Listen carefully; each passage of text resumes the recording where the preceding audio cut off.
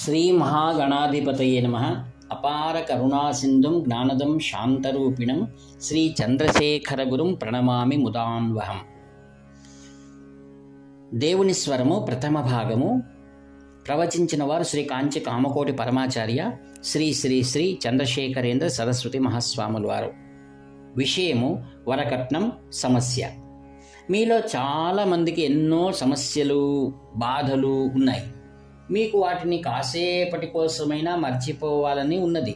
అందుకే మీరంతా ఇక్కడ పూజలను చూడటానికి ప్రవచనాలను వినటానికే వస్తున్నారు. కానీ ఈ ప్రవచనం ఉత్త వినోదం కోసమైతే అది ఏమీ ఉపయోగపడదు.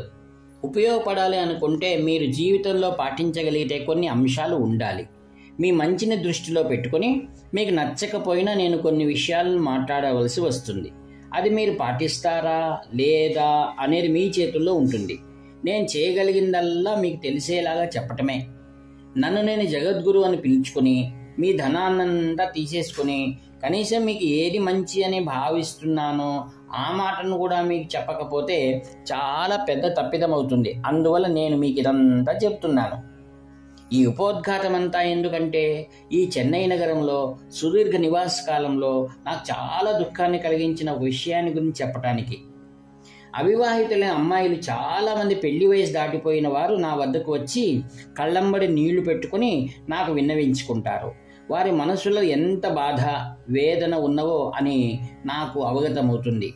ఈ దుఃఖకరమైన దృశ్యం నాకు చాలా హృదయ పీడను కలిగిస్తుంది. పెళ్లి వయసు దాటిపోయినప్పటికీ వీళ్ళు పెళ్లి కాకుండా ఉండిపోవడానికి కారణం ఏమిటి? ప్రశ్న. శారదా చట్టం మీద నెపాన్ని నెట్టకండి. నేను అందుకు ఒప్పుకోను. అది 14 ఏళ్ల వయసు కన్నా ముందు వివాహం చేయటాన్ని నిషేధిస్తుంది. 25-30 ఏళ్ళు వచ్చినా వాళ్లకు పెళ్లి చేయకపోతున్నామన్న వైఫల్యాన్ని కప్పిపుచ్చుకోవటానికి ఆ చట్టంలో ఏ ఆధారము లేదు. అయినా మనం వీరికి వేళకు వివాహం చేయలేకపోతున్నాము. అమ్మాయిలకు పెళ్లి కాకుండా ఉండిపోయి బాధపడుతున్నది ఈ చట్టం కారణంగానే అని దాని మీదేమీ నెపాన్ని పెట్టక్కర్లేదు. మరి కారణం ఏమిటంటే మన నిర్లక్ష్యమే, మనకేమీ అనిపించకపోవటమే. పెళ్లి అనేది ఒక ఆడంబరమైన వ్యయముగా మారిపోయింది. అంతకన్నా ముఖ్యంగా వరుడి పక్షం వాళ్ళు చాలా కట్నాలను అడుగుతున్నారు. నిత్య జీవిత వ్యయమే భారమైన ఆడపిల్లల తల్లిదండ్రులు ఈ భారీ ఖర్చులకు సరిపడా ధనాన్ని ఆదా చేయలేకపోతున్నారు. ధనం సమకూర్చలేకపోవటం కారణంగానే ఆడపిల్లలు అవివాహితలుగా మిగిలిపోతున్నారు. విషయం అంతటితో ఆగిపోదు. ఇది మన భారతదేశంలోని స్త్రీ ధర్మానికి విరుద్ధమైన ప్రవర్తనకు దారితీస్తున్నది. తల్లిదండ్రులు పెళ్లి కాని ఆడపిల్లలకు చదువు చెప్పిస్తారు, వారిని ఉద్యోగాలకు పంపుతున్నారు, వారిని డబ్బు సంపాదించేలా చేస్తున్నారు. మొదట్లో కొద్దిగా దీని గురించి సిగ్గుపడేవారు. ఏదైనా ఏర్పాటు సంకోచంతో మొదలుపెట్టినా అదే నిత్య వ్యవహారంగా మారితే దాని గురించి ఇబ్బంది పడే భావన అంతరించిపోతుంది. మొదలు సిగ్గుపడే విషయంగా భావించబడినదే మున్ముందు ఆమోదింపబడిన ఒక ఆచారంగా మారుతున్నది. అదే ఆధునికతకు సంకేతంగా కూడా భావించబడుతున్నది. ఉద్యోగాలకు వెళ్లే అమ్మాయిల విషయంలో ఇదే జరిగింది. ఎదిగిన అమ్మాయిలు ఉద్యోగాలను చేస్తూ సర్వసహజంగా మగవారితో కలిసి తిరగటం మన దేశంలో సమ్మతమైన పద్ధతికి విరుద్ధం. దీనివల్ల పలు తప్పుడు విషయాలు జరుగుతున్నాయి. ఇతరులు చేసినట్టే నేను వాటిని చూడనట్టు వదిలేస్తే ఏ లాభము ఉండదు. నేను ఇదంతా ఎందుకు చెబుతున్నానంటే నిర్మోహమాటంగా చెప్పటం నా విధి. మీరు విన్నా సరే వినకపోయినా సరే. అబ్బాయిల తల్లిదండ్రులు ఏ స్థితిలోనూ కట్నం తీసుకోమని వాగ్దానం చేయాలి. ఇతర అంశాలన్నీ సంతృప్తికరంగా ఉంటే వారు ముందుకు వచ్చి సంబంధాన్ని కుదుర్చుకోవాలి.